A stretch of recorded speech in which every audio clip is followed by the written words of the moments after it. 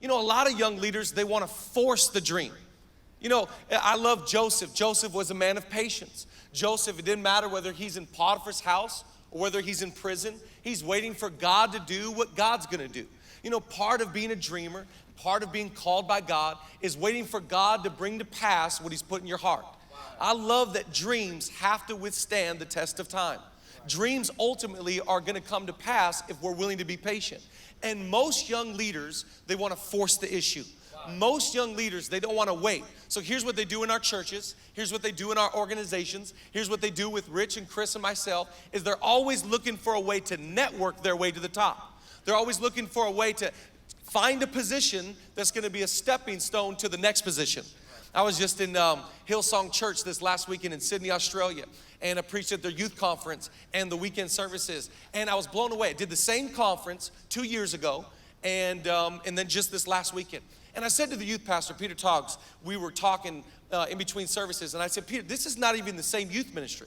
So how in the world, the worship's better, the kids are more engaged, the atmosphere's off the charts. I said, what in the world have you done? In 2 years' time, the numbers have almost doubled and the atmosphere's tripled. What have you done?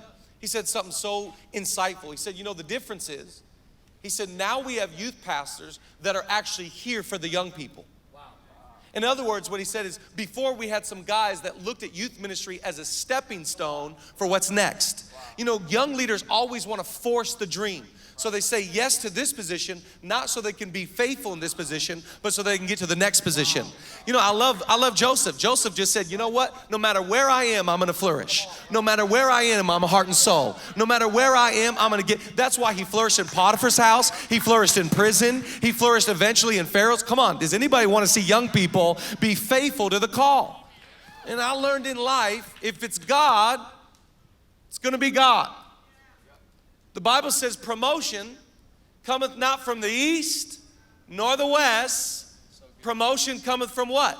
From the Lord. So we look at temptation, we go, oh, we don't want our young people to look at bad stuff on the internet. Well, how about this? We don't want our young leaders to force issues and force positions and force things and the temptation to manipulate and network their way to the top. Because the reality is some young leaders, they get there too early and they don't have the character, they don't have the perseverance, they don't have the ability to withstand the test of time.